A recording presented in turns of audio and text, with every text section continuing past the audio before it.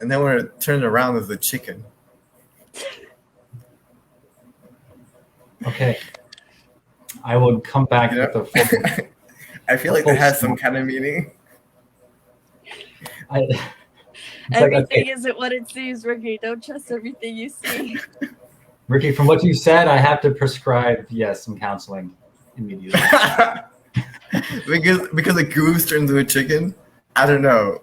Maybe I do need counseling. I'm sorry, but things aren't looking good for you. We'll have to look into this. Okay, everyone, thank you for joining us today on Rise Up. Aren't you happy to see the whole team here? You've got Iris is back. Hello. Hello. Naria Porter. Hello. Max is quiet, but maybe you're just muted. And Ricky, hello. It's good to see you guys. You're feeling well? Yep. Actually, just so you know, Ricky was sick last week because he had the COVID shot. So it's for a good cause. Yeah. All right. Again, welcome to the show. In case you were confused at the very beginning, we were talking about dreams. And apparently a lot of us had very vivid dreams last night. So if you had a vivid dream, just put it in the chat. Just say that, you don't have to explain your dream, but just let us know. Did you have a dream last night? Because apparently we're having dreams. Okay. So welcome to Rise Up, where we talk about responsibility, integrity, service, and empathy in action. And what I like to say, rising up out of our ignorance of what is going on in the world and the difference that I can make. We got a great show for you today, full articles to share on very important topics. So let's start off with Ricky about the heat wave that is hitting the East Coast. Let's hear it. Yes. Let me just set this up. So I want to talk to you guys about the heat wave that hit the Northwest and Canada. So recently, there was this massive spike in weather, in heat in the Northwest. And according to UN, this is a very, very big problem, and it's a result of a lot of the negative climate change we've been seeing over the past few decades. It's a result of that. And so, because of this, there's a lot of talk amongst climate activists, researchers, scientists on, how is this impacting the area, but also, what can be done to kind of mitigate those effects. So hold on, I want to try and pull up. We got some interesting images here. So you can see here, the darker areas is the increase in temperature. And as you get to like the more greenish, bluish colors, those are the lower temperatures. So you can see on the right, -24, that's low. And then higher up is higher temperatures. So the Northeast, as you can see, is Northwest, sorry. They're facing very, very high spikes in temperatures. And according to an article I read, these are hitting record highs for both and the Northwest of the United States, even up to Alaska it's hitting. Then here's another statistics. So as you can see, there's this kind of like pattern of growth. There was a spike in 1960, but if you can see, if you go down to like 2010, in between like 2020, that decade, the increase has been throughout the different areas. So these are all the statistics for Oregon, Washington, and Idaho. So these are all the northwestern states. So as you can see, it's not getting better. It's getting clearly worse, and their pattern is very clear. It's a very worrying trend, and you can figure out a way to reverse or slow down the process of climate change. Yeah, thanks, Ricky. And I totally said East Coast, but this is the West, Northwest. Yeah, and then just keep thinking about the East Coast. It's like, no, it's on the West Coast. Yeah, not everything is about the East, where I'm from. Unfortunately. Although it was very hot. I mean, very hot. But what kind of record temperatures are we talking about? How hot is it? From what I saw, it's hitting 47.9 degrees Celsius. That's in Celsius, sorry. So I'd have to 40. calculate that. But one more time, 48? Yeah, 47.9. So the last record that was broken, that was about 10 degrees cooler. So 46.6 was the last peak for that area. Wow. Okay, I got 118 degrees Fahrenheit. Yeah, that's a lot. And this is like where it's not supposed to get that hot, right? We're in the north. Yeah, it's the north. Yeah. So in Canada, it's not supposed to get that hot ever, you know. Right. Okay, and the damage. Do we know what kind of damages that caused? I'm assuming they don't explain it very well here. They're just talking about the temperature spikes and the records that are being hit. But based on the knowledge I do know, that a lot of the effects are going to be on biodiversity in the area, especially because it's on the coast. And a lot of the marine wildlife, which is very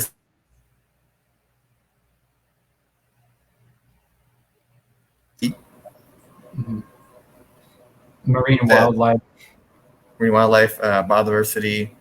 Okay. Those are all being affected for sure. Right. That can change the right, like I said, the biodiversity, the different the food chain, and can get out of place. Yeah. No good. Okay, and then as far as reversing it, I guess that's maybe general climate action. I don't know if there's anything specific that experts are saying. Well, from what I understand, when you're facing something like this kind of heat wave, we're not talking about reversing climate change. We're talking about mitigating it. Mm-hmm. So yeah, I'm assuming a lot of the work that has to be done is a lot of eco-friendly kind of changes within those areas. Or a lot of but I'm also assuming they're going to try to the best they can to conserve the biodiversity there as well, because I'm sure that's going to affect a lot too. Yeah, it's hard to. I feel like it's a moving target because even though this affected a particular region of the world, of the U.S., it doesn't mean we can just do put more oxygen into the atmosphere there. It's really, I think it's a global impact here, global change that has to happen. Yeah. Any other comments, questions for our expert here? Yeah, I was just thinking the oceans, that's a big thing, since I used to work with the ocean ministry and teaching about that. If the ocean temperatures change even slightly, that affects so much marine life because they're extremely sensitive to the temperatures. And even with like the CO2 and the carbon that the ocean is absorbing, that's causing acidification, but also the warming of the oceans. And basically that's bad news for fishermen because the fish start to disappear because the waters are too warm. They got to find them somewhere else, or even the fish population starts to drop because of that. And then the fishing industry will start to suffer, and then that doesn't help our economy as well. So yeah, and here I'm terrible at converting Celsius to Fahrenheit, but wow, 118 degrees. I can't imagine New Jersey being that hot. It was 90 something, and that was bad the other day. So yeah, exactly. And that's the Pacific. That's the Northwest. Like that's near Alaska. It looks like almost going up into there, and it's pretty frightening to think that Alaska's heating up that much. Now, was that in Alaska, or that's like more Washington State? And Sorry, let me pull up the map again. because the map, I agree. It looked like Alaska was just white hot. Yeah, it goes up to Alaska. You see that? Wow. The top Yeah, left corner. the edge. My goodness. It's scary. Well, that doesn't make me feel any better because I sent my sister off to Alaska this morning. She's there for Ocean Challenge, the fishing trip program.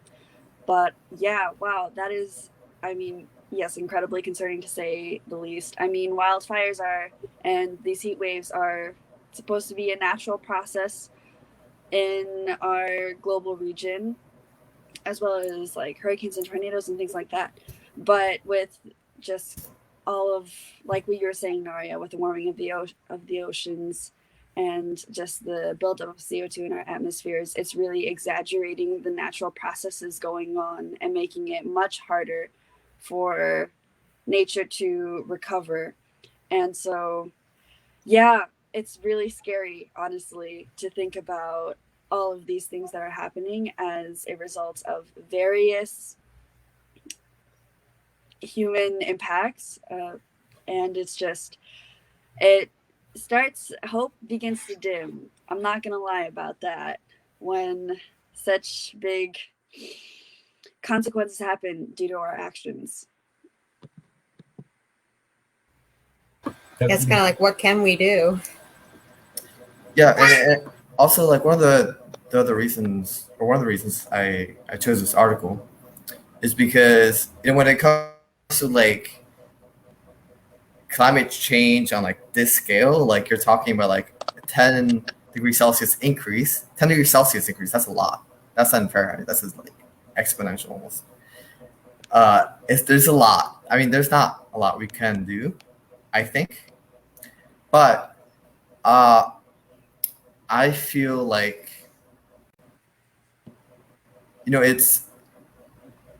it's part of our responsibility to, try and do something. And so, I don't know, something I've been seeing a lot is to deal with like drastic changes like this, because you need drastic change to affect climate change in a very real, substantial way.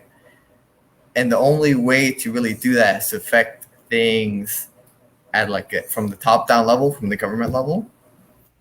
And so what I've been seeing a lot as recommended ways to tackle climate change is actually like going to politicians, talking to like your local mayors or local governors to actually like implement, statewide change or citywide change rather than try and do things little by little on your own. Like, recycling is great, but it's not going to have the kind of change we need to make to really mitigate the effects of climate change that are happening now. It's interesting because it's like, yeah, governments, but not even just national governments. You need like a global cooperation where it's like, because no one nation wants to be the first to sacrifice. It's like, if we're going to do this, let's do it together. And it's almost like you need inter-parliamentary collaboration, and who's really doing that, so like we need to get policymakers to really think about what policy will work, win-win, as we always say here, economically, environmentally, everything. So I think we're the ones, actually.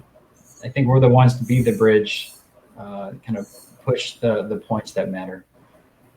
Because I want my kids to grow up in a world that's not 20, 30 degrees more than it should. So, okay. All right, Ricky, thank you for the news. We'll keep our eye on that, even for the weeks to come. And let's go now to Iris for some happy news. All right, so yes, thank you for having me again while I took some time off. And today I have one article for you. Now this one is for my critiques of the articles I bring up. I know that Oops. I haven't had any critics. It's just for the people who are the realists that are saying, well, okay, just because a few people do a few nice things for some random strangers doesn't mean that it's a representative of the entire nation and how we're doing in terms of doing good deeds. And there's no real quantitative data for that. Well, do I have the article for you then, you realists out there? Yeah, we got So, yeah, got him. Today, it's all about stats. It is all about numbers and how Americans have responded not just to the COVID-19 pandemic, but charities in 2020. So, total charitable giving grew 5.1% over 2019 as individuals, bequests, foundations, and corporations funneled an estimated 471.44 billion with a B to U.S. charities, according to the annual report on philanthropy, released this week by Giving USA. And I will just be giving you some more stats. But yes, because of the COVID-19 pandemic, not only has it forced more requests and responsibility onto nonprofit organizations, but it made nonprofit organizations and fundraisers more innovative, and the public responded to that innovation as well as their empathy and sympathy to give. So some highlights and numbers from 2020 charitable giving from the charitable giving source is giving by individuals totaled an estimated 324.10 billion, rising 2.2% in 2020, which is an all-time record. And of course, you have to calculate inflation for a bit, but that then that just accounts for a 1% increase. But by inflation, it isn't that much. It's still a lot, guys. Giving by foundations increased 17%, which amounts to 88.55 billion. And giving by bequest was estimated at 41.19 billion in 2020, grew 10.3%. So all of these numbers are rising, and it's a reflection of everyone's effort in responding to this need to help one another during COVID. So yes, COVID sucked. No one can say otherwise. Maybe Jeff Bezos, but anyway, it stung for everybody. It was an awful time for many people, and that's not something that we can glaze over, but if my stories haven't reflected the goodness of human beings trying to make the best out of a horrendous situation, then I hope that these numbers do. Numbers don't lie. This is the quantitative information that I think backs up the qualitative stories that I've been bringing up. And keep your eye out on these numbers, because I feel like they're only going to grow, because all of the organizations and businesses involved, even the S&P 500 grew too as a response to charitable giving, and is also a reflection of charitable giving in the States. So yeah, keep your eye on these numbers. Not only is it a response to humans' empathy, to Americans' empathy, what I think is also part of our American spirit, but also businesses are recognizing that charitable giving is a great part of a successful business model in this day and age. Customers want to see the businesses that they supporting other organizations and nonprofits. I think that's just the spirit of our Gen Z generation too. So yeah, I hope these numbers did it for you to be a good representative of the individual stories that I bring up, and to remind you that, yeah, you have a lot of power with your dollar as well. And you decide where that goodness goes, where your efforts go. And it all adds up. Every good action, every business you support, whatever it is, all of our actions add up. Like we can see with Ricky's story too. All of our actions add up into certain consequences. So we get to choose which consequences we want. So in this case, let's support charitable giving. Let's keep up this great work in supporting our nonprofit organizations, and hopefully that has a bigger impact on not just our local communities, but even on the world. So yeah, thank you. Iris, there's so much I want to say about this, but first let me we have the qualitative from all of these nice anecdotes, these stories, but now we have the quantitative to back it up. So for all you critics out there, bring it on. Come on down. We'll welcome you with open arms. Because yes, so here's what I'm inspired by this article. It's a clear indication that like greed is in decline. And I think people are more into charity and more into, it's not about just profits. It's really about being responsible with your dollars, like you said. And people want to make sure their dollar is going to the place that matters. And if it's for even if it's just for your products and services, but also to help those who need it more than you do. So I think that's really cool. Plus we've got this trend moving more towards nonprofit, and more charity-based organizations. So great time to join IAYSP. You can be a member today. Also, we have our internship that's still open. I know the deadline's passed, but you can still send an email to president@yspUSA.org. But yes, now's a good time to join nonprofits. I think this is the future. I think more and more our world's going to be run by charity. So super hopeful for us and for all you out there watching. But anyone else want to comment or? Yeah, no, I thought the article was great. I just want to push back a little bit because you're right. Numbers don't lie. Numbers don't lie, but they can trick you. Okay. They can definitely trick you. What do they say? They say statistics lie and lies use statistics, something like that. Yeah. So any statisticians that are watching, you guys know what I'm talking about. Because, I took stats for a while and freaking stats, so tricky, man. But we welcome you. Yeah. No, for sure. But I think it's really, really cool to see the kind of growth in charitable giving. I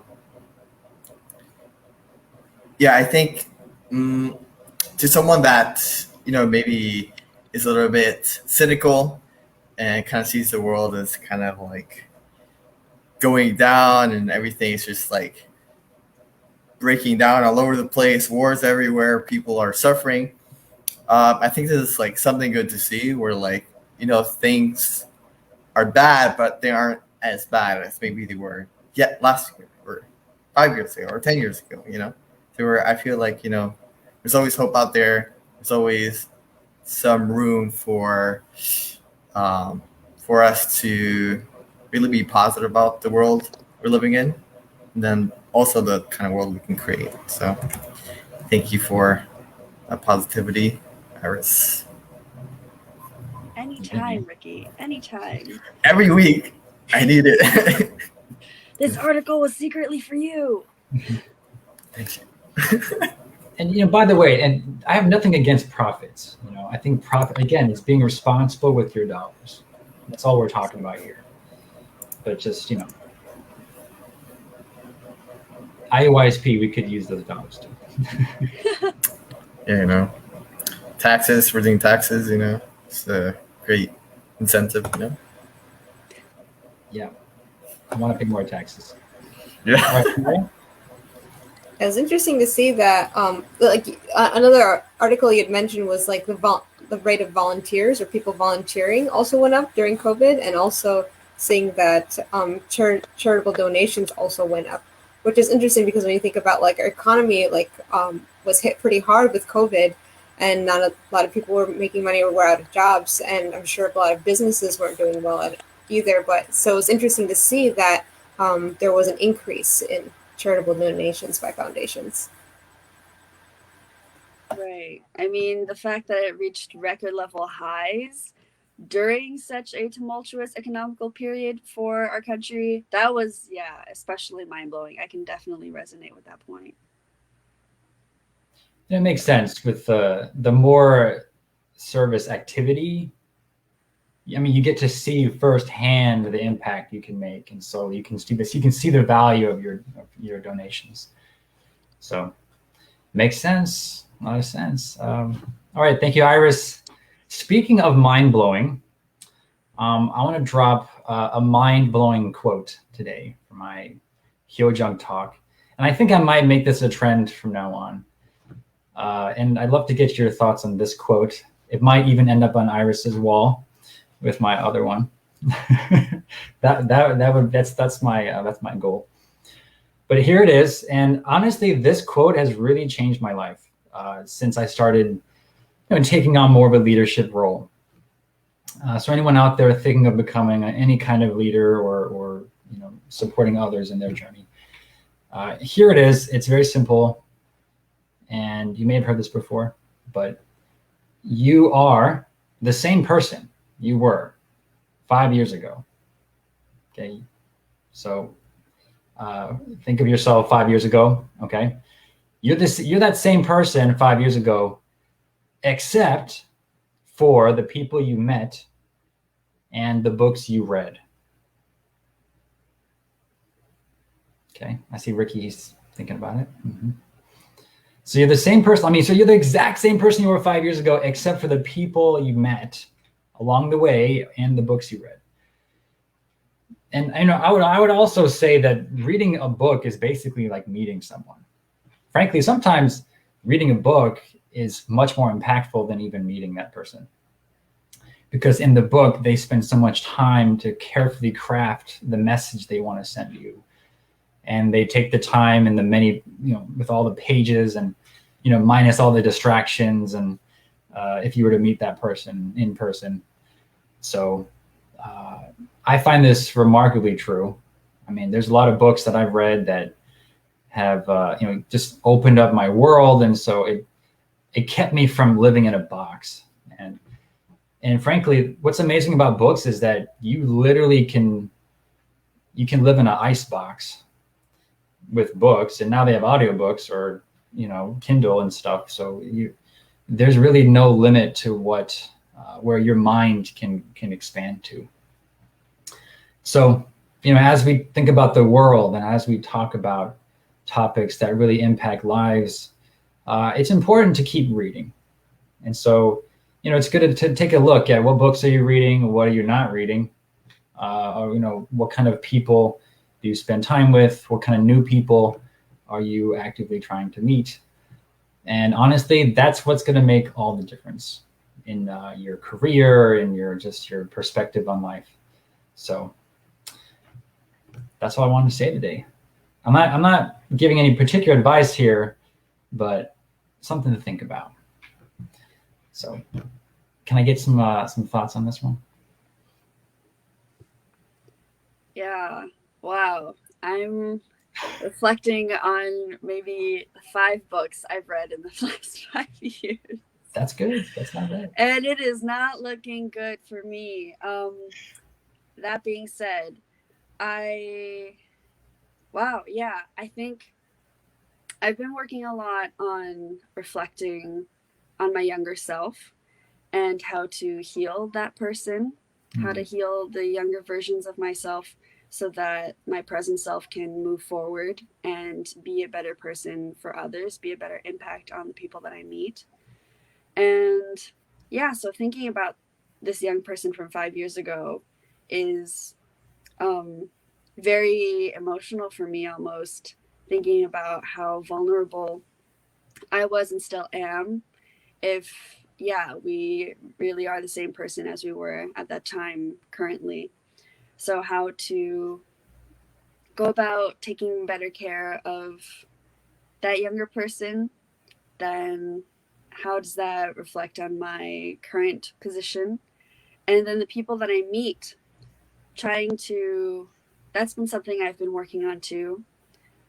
evaluating the value of each person in my life and how I'm important to them, how I'm of value to them, and how can I work proactively in all of these relationships that I have, which ones are good, which ones aren't so great, just to give myself the space I need to be a better person for myself and for others. So yeah, that's really what comes up for me in these quotes, just a lot of reflection on how to heal and create a better space around me to be a better space for other people that come in and out of my life, and taking each experience as a lesson instead of just feeling and moving with those feelings. That's something I'm working on too. But yeah, that's what comes up for me. So this quote is definitely going on my wall, Milhan. I already wrote it down as soon as you said it. So there it is. Well, your take is very different than mine, actually.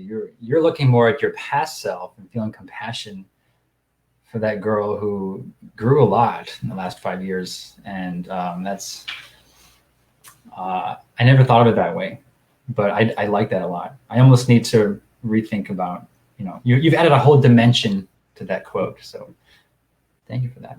It makes me also feel compassionate for my current self from my 5-year-old from now self. Mm-hmm. If that makes sense. But yeah, I like that. How about really quick, let's go around. Mario, Ricky. Yeah.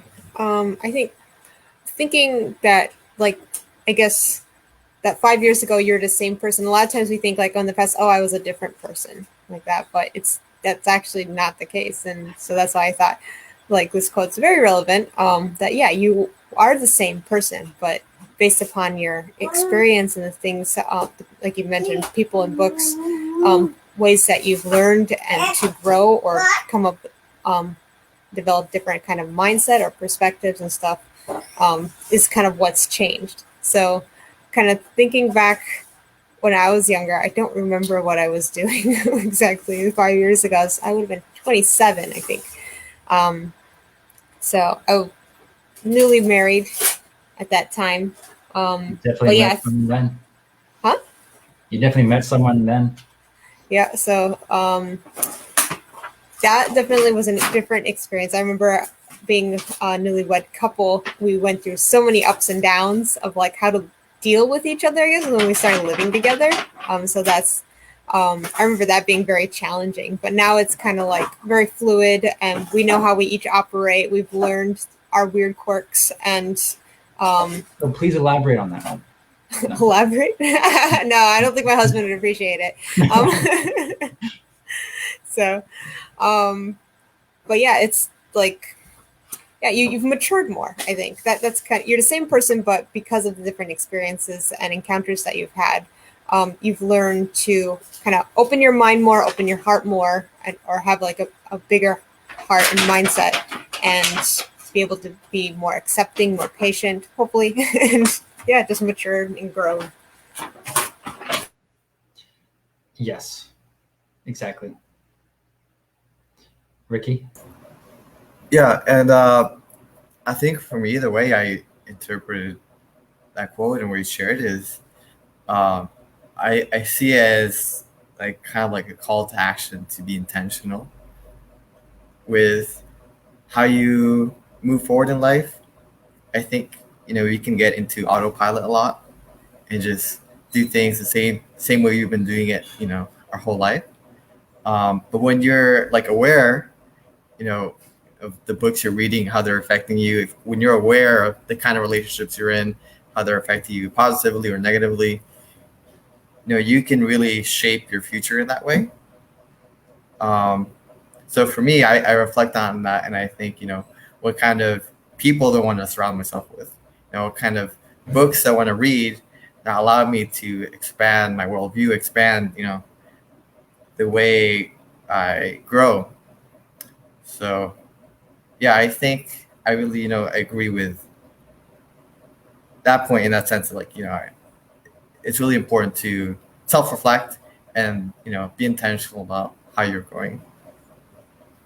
Exactly. And I think another way to look at this is if you're ever feeling stuck in life, then it's a good time to take a look at those 2 points. Who are you trying to meet, or who are you meeting? Who do you spend time with, and also what books are you reading? Because trust me, there's no reason to be stuck in today's world. There's just way too many things. The world is so big and so small at the same time, meaning it's very accessible. And with YSP, you literally have a network for any country around the entire world. So there's really no reason to be stuck. And but you might need to hear from somebody that you respect that can kind of nudge you in some direction. But ultimately, it's your choice. Okay, that's it for me. Let's hear from Naria. We've got some. We're doing service, guys, so we thought you should hear about it. Well, with it's actually, I wanted to highlight the activities of our team or group in Las Vegas. So there's a group called Shine City project that's part of YSP, led by Jeffrey Solario, who's our YSP coordinator. And they're very active and very consistent. So every Saturday, or at least the weekend, they have some kind of service project going on. So just wanted to highlight some of the photos from the last couple weeks. So they're helping at the Gilcrease Animal Sanctuary, where they have like 500 different very unique animals that are residents there. Ricky, if you just want to sift through, want to just highlight some of the animals. They're pretty cool. There's a llama and I think a little potbelly pig, and I think they had an emu or ostrich as well. But yeah, so the volunteers are 4 of them who are just kind of helping to clean up and maintain the area. And then this one, they're helping at the Vegas Roots community garden. So it's a nice garden, a community garden for like any people who wants to participate. And they were helping with maintenance and preparing and cleaning garden boxes. This was a collaboration with the CARP group, which is a college group, Collegiate Association for the Unification, or Collegiate Association for the Research of Principles. And there were 24 volunteers who helped out that day. So that's just a few things, but yeah, sorry. So they've been helping every week at some local charity or nonprofit or organization within the Las Vegas area. So if you happen to be in Las Vegas, get in touch with Jeffrey, and yeah, you can help out and join them as well. Right, Max? Yeah, Jeffrey. Go Las Vegas YSP. They're the bomb. Yeah, they do service every week. Jeffrey's the man. Get in touch with him if you're in the area and want to do something good. Thanks, Naria. That's a wrap for today, everybody. Thank you for joining us. See you next time. Bye.